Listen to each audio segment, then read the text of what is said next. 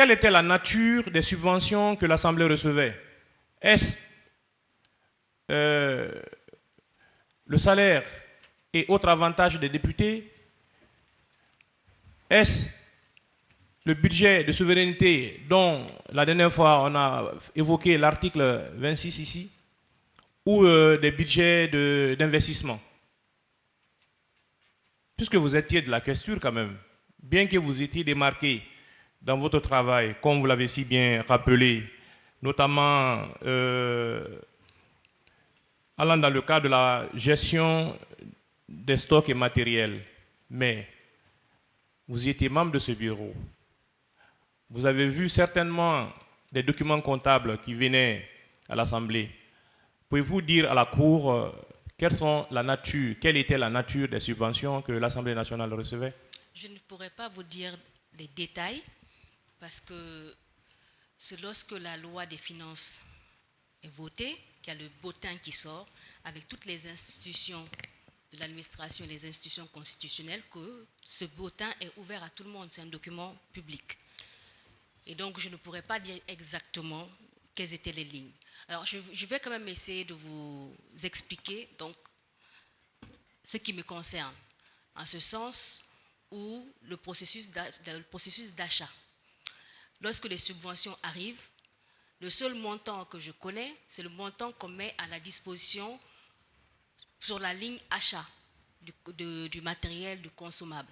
Donc, ce trimestre, on peut me dire, honorable, pour les achats de consommables et des besoins des plénières, nous avons 500 millions.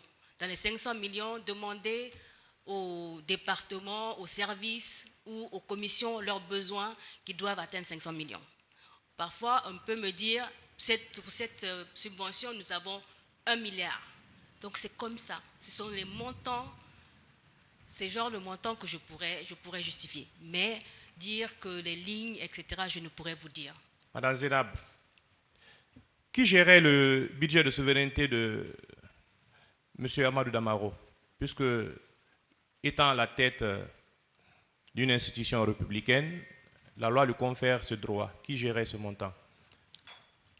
À mon avis, comme toute institution, ça doit être le pool financier. D'accord. Est-ce que cette ligne était maîtrisée par vous de la questure? Je n'ai jamais, comme je vous dis, vu le plan de trésorerie de l'Assemblée nationale. Donc, je ne pourrais pas vous dire quelle ligne est inclue dans le plan de trésorerie. Savez-vous que au temps du professeur Alpha, certains députés avaient porté ce problème au niveau du président de la République d'alors? Effectivement, monsieur le procureur. Déclarant que M. Amadou Damaro Camara avait détourné les 15 milliards destinés à la construction de l'Assemblée nationale? Effectivement. Avez-vous pris part à cette rencontre? Non, je n'ai pas pris part. Je n'ai pas été convié à la rencontre. Alors, est-ce que tous les députés d'alors avaient été informés de cela? Tous les députés étaient au courant. Est-ce que suite à la dénonciation faite par ce député, une plénière avait eu lieu ou bien en bureau, une réunion avait été tenue pour clarifier les choses? Je me souviens qu'il y avait une réunion en groupe parlementaire. Donc D'accord. on avait eu cette discussion en réunion de groupe parlementaire. C'est suite à cela que les présidents des commissions, de toutes les commissions, ont été conviés à la présidence de la République d'alors. Sans trop de discrétion, pouvez-vous nous dire qui avait porté cette accusation contre Honorable Damaro? Il y avait plusieurs députés, mais en l'occurrence, notre regretté feu Luceni Camara. D'accord. Selon vous, pourquoi une telle accusation avait été portée contre Honorable Damaro? Monsieur le procureur, je ne saurais vous dire. Est-ce que Honorable Damaro Camara était membre du comité de pilotage de la construction du siège de l'Assemblée? À ce que je sache, non, le président du comité était l'honorable Bernard Keïta. D'accord. et Feu Loseni était vice-président. Oui, je pense que c'était membre. À votre connaissance, ne pensez-vous pas que c'est parce que des décisions se prenaient hors ce comité que de telles dénonciations ont été portées? Je ne saurais vous dire, monsieur le procureur, je n'étais pas membre du comité. Ce n'est pas vous qui avez choisi Kim comme entrepreneur? Je ne connaissais pas Kim, comme je dis, je l'ai rencontré l'année dernière à la direction des investigations. Dans les différents rapports que vous avez produits à la Cour, est-ce qu'on ne peut pas s'apercevoir que c'est bien vous qui avez choisi Kim et que c'est bien vous qui l'avez désigné, c'est bien vous, par vous, que le montant qui lui avait été alloué est passé? J'ai fourni 25 rapports. Oui. Et chaque rapport, il y a à peu près 6 ou 7 pages. Donc, dans aucun des rapports, vous verrez la mention de la construction, de ce projet de la construction de l'Assemblée nationale. Puisque, avant que le parquet ne porte l'accusation de détournement de fonds de ces 15 milliards, c'est bien quelques députés de votre législature qui avaient soulevé ce problème. J'aimerais savoir combien vous avez eu dans les 15 milliards, puisque vous êtes encore poursuivi pour une pluralité d'infractions.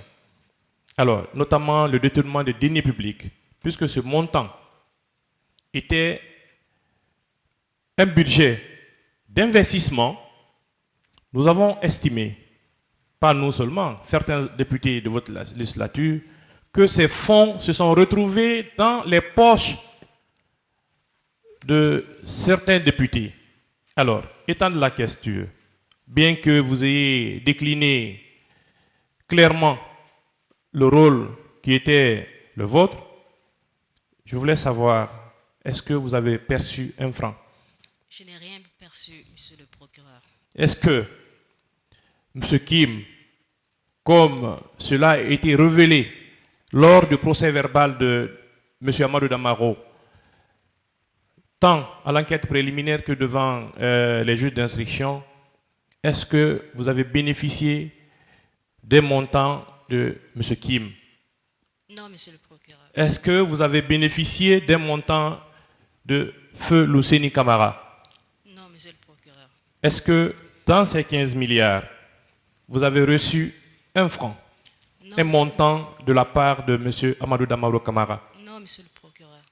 Est-ce que d'une manière ou d'une autre, vous avez pris illégalement quelques intérêts dans ces 15 milliards? Non, monsieur le procureur.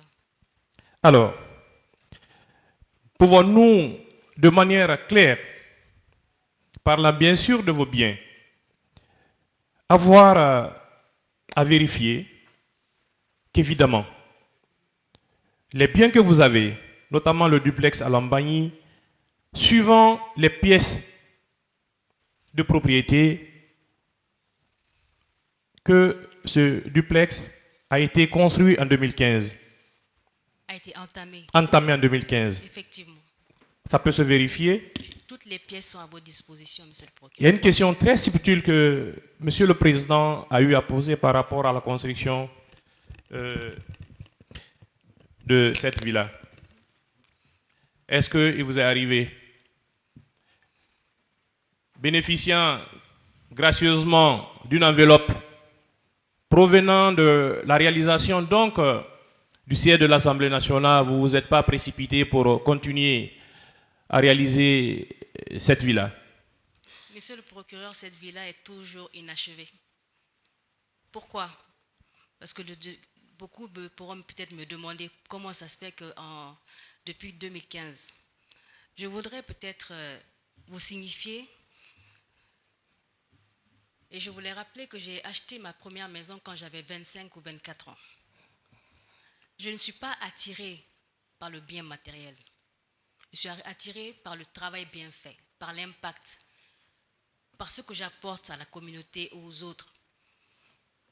Oui, mes parents se sont plaints qu'il fallait que je puisse avoir une maison en Guinée. Ce n'était pas dans mes ambitions, mais il le fallait. Donc c'est en ce moment que, en 2015, j'ai commencé à construire. Mais ça n'a jamais été une priorité en tant que telle. Et jusqu'à présent, je suis dans une maison de location.